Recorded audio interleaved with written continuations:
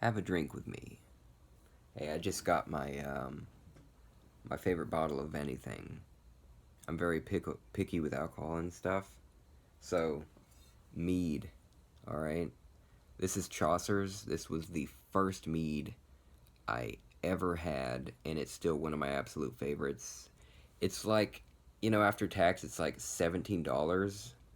So, or maybe 18, but that's like, so it's like $4.25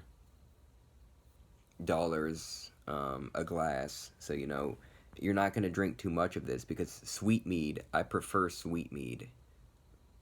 It's my favorite thing. My favorite, absolute favorite flavor of anything. It's not vegan. I'll go more into that later. This is going to be the one thing that's not vegan that I consume here and there now. I haven't been, giving into eating pizza and stuff, New York pizza, as much as it's delicious and everything. I've had probably over 15, have I said that? 15 types of mead, and this is still one of the absolute favorites. So I first heard of mead when I was 14 or 15. You're gonna see that I'm just fascinated. I love the flavor and I just love the history and everything. But I played The Elder Scrolls 3 Morrowind when I was 14 or 15, and there's the Solstheim expansion. I think it's Blood Moon or something like that, in the snowy area with the Nords and everything. Even though it's like a little secluded island and stuff, it's not really. It's like by Skyrim, I think. But anyway, yeah, there are these mead halls, these long wooden buildings where people will go and drink and be merry. But I saw mead, and I was like, okay, this isn't. I think the first time I heard it, I was like, oh, this is gonna be like, Sujama and different things, like just like made up drinks in the Morrowind in the Elder Scrolls universe. But I don't remember. My memory isn't perfect, but I would later learn a lot more and everything. And I think I saw Beowulf, and I think there's mead in that. But yeah, it just I actually ended up I forgot to mention I've tried a lot of brands of mead, but I also have made my own twice, and delicious. The first time I named it Moon over Solstein because of Morrowind. But yeah, so I was gonna wait until September 1st to start getting any drinks like this. But yesterday I was thinking of Halloween and everything, and then it was like it just cemented it. I went outside for a smoke, and there was this loud owl, and I was like, you know what? Yeah, I'm gonna go through with this, and I'm gonna get some meat already. And then today, I smelled two different people burning fires when I was driving around for work, and I was like, dude, yeah, it's just like here we go. The weather will start getting cooler here in a little while. It's gonna be nice. But yeah, I know a lot of people might just be like, "Oh, you're trying to be interesting. This is some hipster stuff or something." But I promise, like, I'm just really into the history of this, and it happens to be my favorite.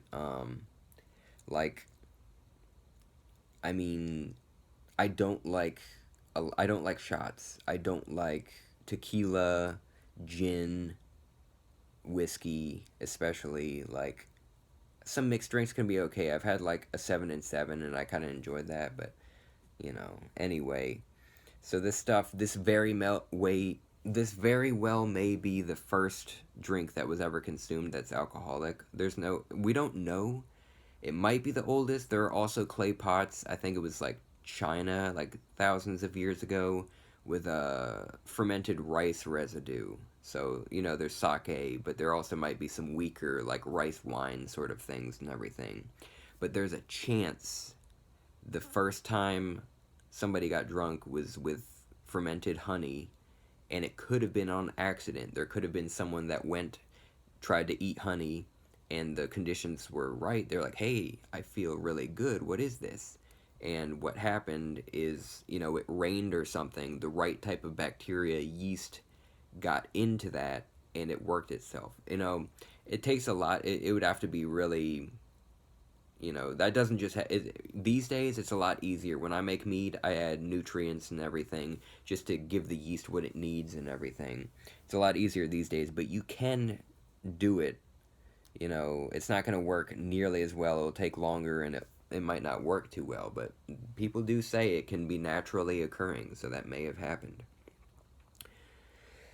But yeah, I made my own mead a few times. I want to do it again. So they have these big expensive bottles. I think it's like something Min's something Min's apple juice, and they come in the perfect gallon jugs, the glass things that are the exact size as the what you use to make mead.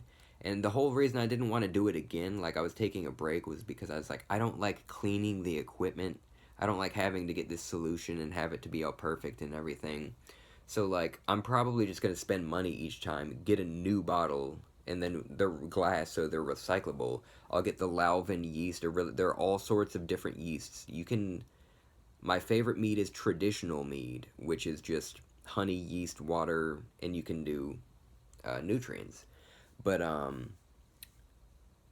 yeah, you can have all sorts of flavors just with different types of honey from different gathered plants with bees and everything. They have different flavors, and just by the yeast and by even, I mean, this bottle is consistent. It tastes the same every time, but sometimes like people that don't know what they're doing and stuff, it you can do the same thing each time and it will be a little different and everything. It's awesome. But there's so much variety too. Of course, you can add, fruits to mead. You can here. So melomel, that's a fruit mead. Oftentimes, like things you can ferment the stuff together. You can there's like the primary or the secondary. So it's like when you first start it or after you get things cleared up and like get it to go just to push it further with the fermentation. All sorts of fruits. I've only bought traditional mead so far. Today I'll show you the other mead that I got. I got a special berry mead and I'm excited about it, but I love the flavor already, and this will be good too. But it's gonna be something very different because my favorite thing is just traditional mead. I'm also interested in maybe making or buying a pyment. They were used in ancient Greece. I'm sure other places too. I've seen different I think like even Africa, different places. But what a pyment is it's a specific fruit mead. It's the grape.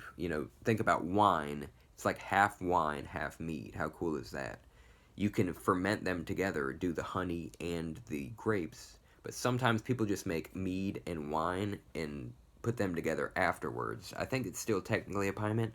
But yeah, it was enjoyed. There were probably a lot of like, you know, things worshiping gods and goddesses and everything, like what is like Dionysus and stuff. There were probably a lot of people doing like going to the theater and dancing and stuff, just drinking pyment and everything.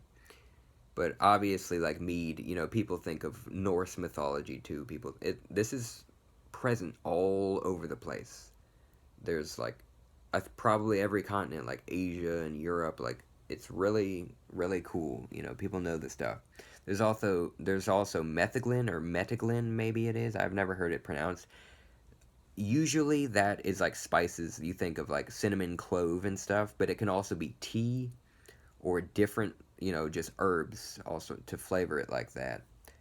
And then a very interesting one, it's kind of like become a trend and stuff. Capsicum ales. Capsicum is chili pepper. People make so think about having some Chinese food and you have a drink that is sweet and spicy. It's like you get all those flavors because a lot of Asian food has they say mead goes well with Asian food because a lot of times Asian food will sort of check off all the flavor boxes. Not I'm not trying to say all across Asia, but there's a lot of flavor in everything, Chinese, Indian, whatever. I also saw someone in a group, the mead group. He did a magic mushroom mead. I don't know what that would be called, but that's like a fucking mana potion. He's wild. But anyway, I'm very excited about. Oh yeah, I was gonna drink while I talked. Oh well. Also, there's a spice bag that came with this, so you can do the cinnamon clove stuff. The first time I ever had this, my mom let me try it as a teen, and we heated it up on the stove and did the spice stuff around. It was like Christmas time. Very good, but honestly, my favorite is just. All right, how much am I gonna put? Let's see, how much was that? Oh shit, that's. I was trying to do this in fourths, but I've already got enough. I might have more than this too. I might have a half bottle. And oh, that smells so good to me. Anyway, I'm excited about the cooler weather. When I think of fall, I think of Mead. When I think of Mead, I think of fall. I think of